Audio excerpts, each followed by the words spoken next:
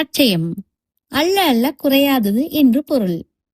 அட்சய திருதியை என்றாலே பலரும் நகைக்கடைகளுக்குத்தான் செல்கிறார்கள். ஒரு குண்டுமணி தங்கமாவது வாங்கினால் மகாலட்சுமி வீட்டுக்கு வருவாள் என்பது நம்பிக்கை. ஆனால் லட்சுமி தேவி தங்கத்தில் மட்டுமல்ல, நாம் உண்ணும் உப்பிலும் அரிசியிலும் கூட இருக்கிறாள் என்பது உங்களுக்கு தெரியுமா?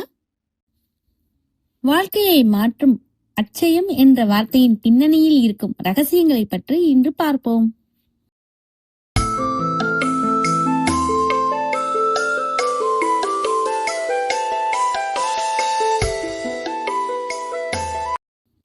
புராணங்களில் அட்சய திருதியையின் மகத்துவத்தை சொல்லும் பல கதைகள் உண்டு.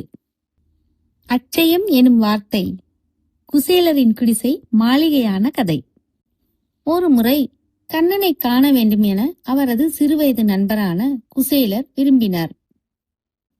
வறுமையில் வாடிய குசேலர் ஒரு பிடி அவளை எடுத்துக்கொண்டு கண்ணனை காண ஆவலுடன் சென்றார். போகும் வழியெல்லாம் தன் வறுமை நிலைக்கு நல்ல வழி காட்டும்படி கண்ணனிடம் கேட்க வேண்டும் என்று நினைத்து கொண்டே சென்றார். ஆனால் கண்ணனை கண்டதும் அவருக்கு உதவி கேட்க மனமே வரவில்லை. கண்ணனும் குசேலருக்கு ராஜ உபசாரம் செய்தார். அதன் பின் தன் நண்பன் கொண்டு வந்த அவளை சாப்பிட்டபடி அட்சயம் என்றார். அவ்வளவுதான். அடுத்த நொடியே குசேலரின் குடிசை மாளிகையானது. குசேலர் குபேர சம்பத்து பெற்றார். குசேலருக்கு கண்ணபிரான் அருள் புரிந்த அந்த நன்னாளே அட்சய திருதியை. பாண்டவர்களுக்கு கிடைத்த அட்சய பாத்திரம். ராஜ வாழ்க்கை வாழ்ந்த பஞ்ச பாண்டவர்கள் வனவாசம் சென்றபோது முதன்முதலாக தங்கள் வயிற்றுப்பசியை உணர்ந்தனர். அப்போது பகவான் கிருஷ்ணன் அவர்கள் முன்பு தோன்றி உணவளித்தார். பின் அல்ல அல்ல குறையாது உணவளிக்கும் அட்சய பாத்திரத்தை பெறுவதற்கான வழியை பஞ்ச பாண்டவர்களுக்கும் திரௌபதிக்கும் கூறினார். ராமாயணத்தில் ஸ்ரீராமனுக்கு சூரிய உபாசனை செய்யும் ஆதித்ய ஹிருதய மந்திரத்தை உபதேசித்தார் அகத்திய முனிவர். மகாபாரதத்தில் பஞ்ச பாண்டவர்கள் அந்த ஆதித்ய ஹிருதய மந்திரத்தை உச்சரித்து கடுந்தவம் புரிந்தனர். தவத்தை கண்டு ஆனந்தமடைந்து சூரிய பகவான் அவர்கள் முன்பு தோன்றி அட்சய பாத்திரத்தை அளித்தார். ஆனால் அதில் ஒரு நியதி இருந்தது. அட்சய பாத்திரத்தை அன்னத்தாலோ வேறு உணவு பதார்த்தங்களாலோ நிரப்பினால் அல்ல அல்ல குறையாமல் அனைவருக்கும் அது உணவளிக்கும். ஒருவேளை உணவருந்திய பின் எஞ்சியதை சூர்யார்ப்பணம் செய்து அட்சய பாத்திரத்தை கழுவி வைத்துவிட்டால் மறுநாள் காலை சூரிய உதயத்திற்கு பிறகுதான் அது மீண்டும் உணவளிக்கும் என்ற நியதிகளை விளக்கினார் சூரிய பகவான். துரியோதனின் சூழ்ச்சியும் கிருஷ்ணனின் லீலையும். நாட்டில் சுகபோக வாழ்க்கையை அனுபவித்த துரியோதனனோ பாண்டவர்களை அழிக்கும் எண்ணத்தில் மூழ்கி இருந்தான். அந்த சமயம் மிகவும் சக்தி வாய்ந்த துர்வாச முனிவர் துரியோதனின் அரண்மனைக்கு வந்தார். அவரை அவமதித்ததால் சாபம் தந்து விடுவார் என்று முன்பே அறிந்திருந்த துரியோதனன் அவருக்கு விருந்தும் தகுந்த மரியாதையும் அளித்தான். தன்னை கௌரவப்படுத்திய துரியோதனனிடம் என்ன வரம் வேண்டும் என்று கேட்டார். காட்டில் இருக்கும் பஞ்ச பாண்டவர்கள் கஷ்டப்படும் இந்த வேளையில் இவரை அங்கு அனுப்பி வைத்தால் இவருக்கு விருந்தளிக்க முடியாமல் சாபத்துக்கு உள்ளாவார்கள் என்று துரியோதனன் நினைத்தான். மகரிஷியே, எங்களுக்கு எதுவும் வேண்டாம், உங்கள் ஆசிர்வாதமே போதும். இதேபோல் காட்டில் இருக்கும் பஞ்ச பாண்டவர்களிடம் சென்று உணவருந்திவிட்டு அவர்களையும் வாழ்த்துங்கள் என்றான். அப்படியே ஆகட்டும் என்று முனிவரும் பஞ்ச பாண்டவர்கள் இருக்கும் இடத்திற்கு சென்று, எனக்கு மிகுந்த பசி, நான் சென்று ஆற்றில் குளித்துவிட்டு வருகிறேன், உணவை தயார் செய்யுங்கள் என்று கூறிவிட்டு ஆற்றங்கரைக்கு சென்றார். ஆனால் அப்போதுதான் பாண்டவர்கள் பகல் பொழுது உணவை முடித்து விட்டிருந்தனர். திரௌபதி அட்சய பாத்திரத்தை கழுவும் முன்பு சூர்யார்ப்பண மந்திரத்தையும் சொல்லிவிட்டாள்.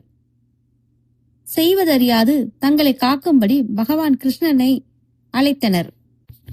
கிருஷ்ணனும் அட்சய பாத்திரத்தில் ஓர் அன்னப்பருக்கையும் கீரை இலையும் ஒட்டி கொண்டிருந்ததை கண்டார்.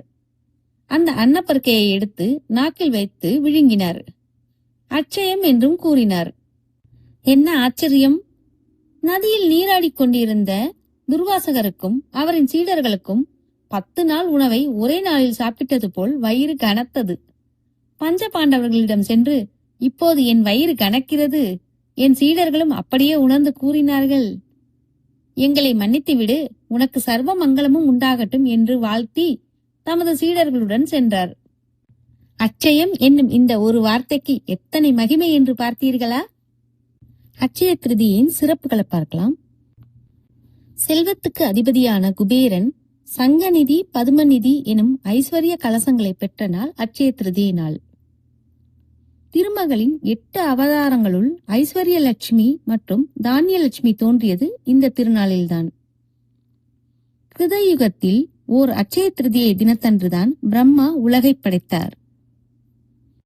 இப்ப நம்ம பார்த்த புராண கதையான பாண்டவர்களுக்கு சூரிய பகவான் அளித்த அன்னவளம் குன்றாத அட்சய பாத்திரத்தை அட்சய திருதியை நாளில்தான். இந்த புண்ணிய நாளில்தான் தசாவதாரங்களுள் ஒன்றான பரசுராம அவதாரம் நிகழ்ந்தது. இந்த நாளில் பரசுராமர் வழிபாடு நன்மையை தரும்.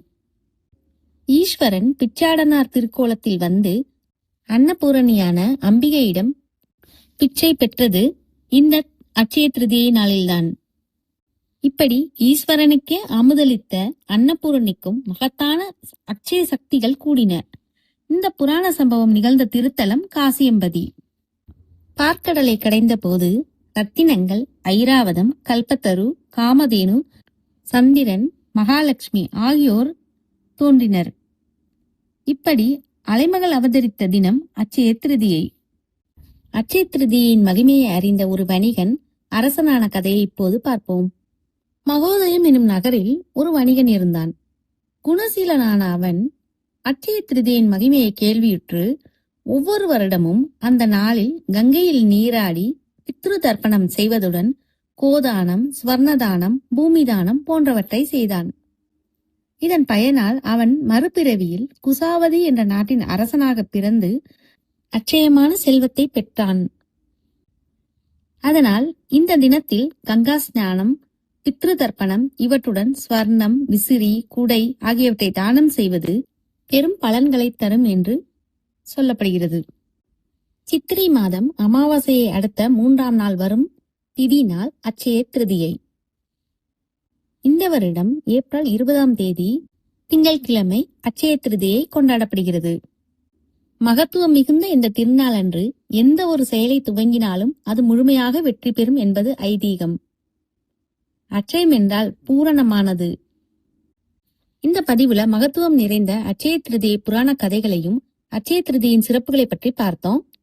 இந்த பதிவு உங்களுக்கு பிடிச்சிருந்தா லைக் பண்ணுங்க, உங்க ஃப்ரெண்ட்ஸ் அண்ட் ஃபேமிலிக்கு ஷேர் பண்ணுங்க, சப்ஸ்கிரைப் பண்ணுங்க, பெல் ஐக்கானை கிளிக் பண்ண மறக்காதீங்க. அப்பதான் எங்களோட வீடியோஸ் உங்களுக்கு உடனுக்குடனே நோட்டிபிகேஷன் வரும். கமெண்ட் பண்ண மறக்காதீங்க. அட்சய திருதியை அன்று தான தர்மங்கள் செய்து திருமகளையும் திருமாலையும் வணங்குவோம். அனைவருக்கும் இனிய அட்சய திருதியை நல்வாழ்த்துக்கள். அடுத்த பதிவில் சந்திக்கும் வரை பர்பிள் ஸ்கை இன்ஃபோடெயின்மென்ட் சேனலோடு இணைந்திருங்கள். நன்றி.